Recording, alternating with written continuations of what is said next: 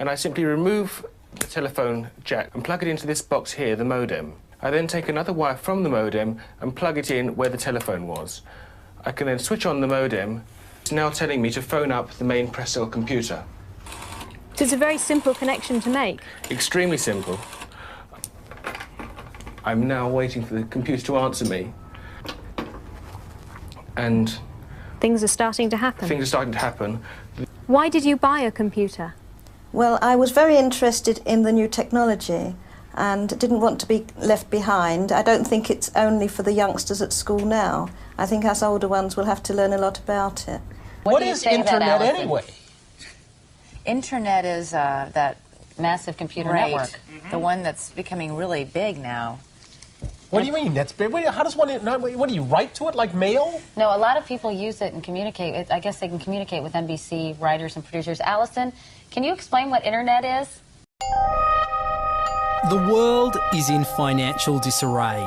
Currencies failing, economies in wild flux, jobs being lost.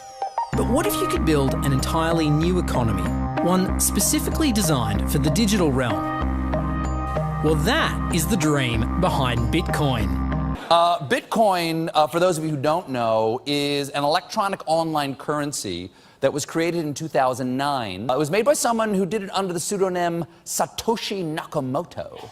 Like any economy, you don't want too much too fast, because then the value of your currency drops, or so slow that your economy grounds to a halt. It's designed to be a self-stabilizing economy. Whether it actually is that way, though, well, that is a little bit more complicated. Because some people have said, hey, Bitcoin is the answer to those problems. Are you a believer? Well, Bitcoin is exciting because it shows how cheap it can be. Bitcoin is better than currency in that you don't have to be physically in the same place. And, of course, for large transactions, currency can get pretty inconvenient. And what is Bitcoin? Bitcoin is a currency on the Internet.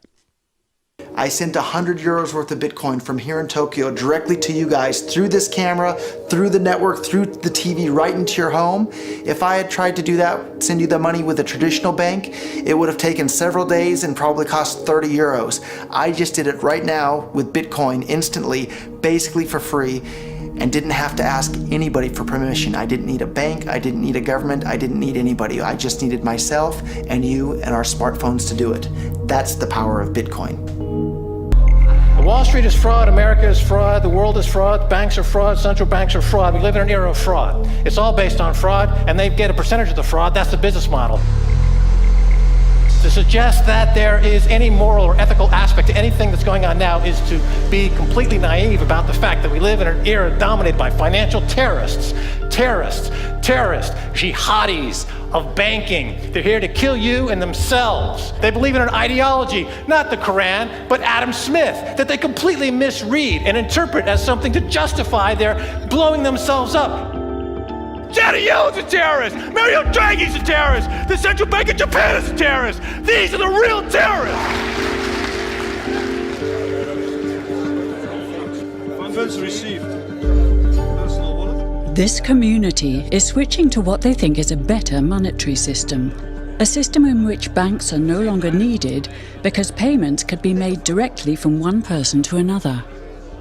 Bitcoin is fundamentally different because in Bitcoin, you don't owe anyone anything and no one owes you anything. It is not a system based on debt. It is a system based on ownership. And no one can censor it, no one can seize it, no one can freeze it. It's November the 2nd, 2008, just 6 weeks after the Lehman Brothers collapse. And all over the world, there are panicked debates about how to save the banks.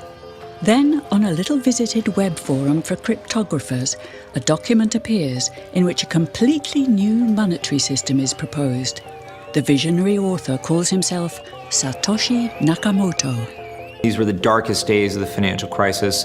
So that to me suggests a very clever mind that saw an opportunity, the perfect opportunity to introduce a new radical technology and a new radical approach to money and finance at just the right moment when people would be very open to making this big shift that's required to adopt a new currency. What's exciting for me is like a global economy. Right now we say we have a global economy, but I can't take $1 and give it to you in the Netherlands and then you know what to do with it, right? You would have to go and change it to your native currency.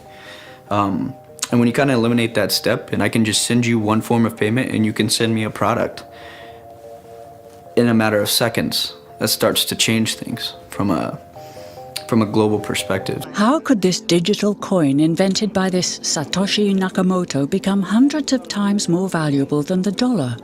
And why do enthusiasts like Roger Ver want the world to switch to bitcoins? I'm giving every single person here 1,000 yen worth of bitcoins, which is like $8 and something cents.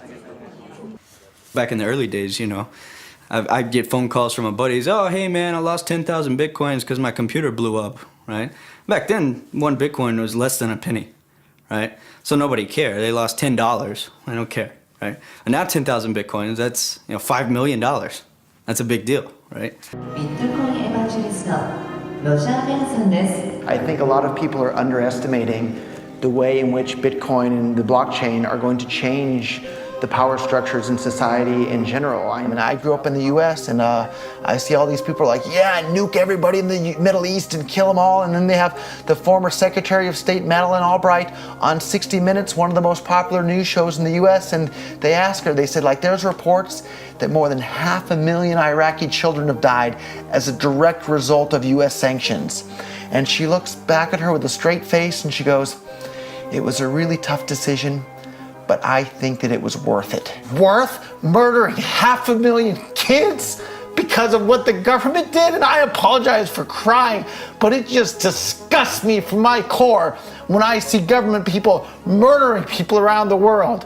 It's not just theoretical, these are real people with real lives. And it's real people, and Bitcoin has the power to undermine everything they're doing to people around the world. And I'm sorry for shouting, but it just disgusts me what these people in government do. And they do it through central banking and through the control of the money supply, and Bitcoin takes that away from them.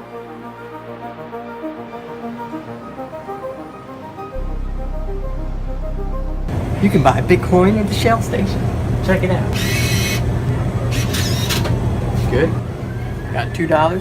Hit finish. Oh. $2 Bitcoin. Just like that. From this machine. I just turned cash into digital currency. So thinking that it's too late to get involved in Bitcoin is like thinking it's too late to get involved with the internet or too late to get involved with using a cell phone. Like, it's not too late to get involved in Bitcoin. If Bitcoin becomes really popular all over the world, Bitcoins are going to have to be worth at least tens of thousands of dollars a Bitcoin, if not hundreds of thousands of dollars per Bitcoin. So thinking it's too late to get involved with Bitcoin is like thinking it's too late to get involved with using the internet. Of course not. Like, it's ubiquitous in our lives, and Bitcoin's going to become ubiquitous in our lives as well.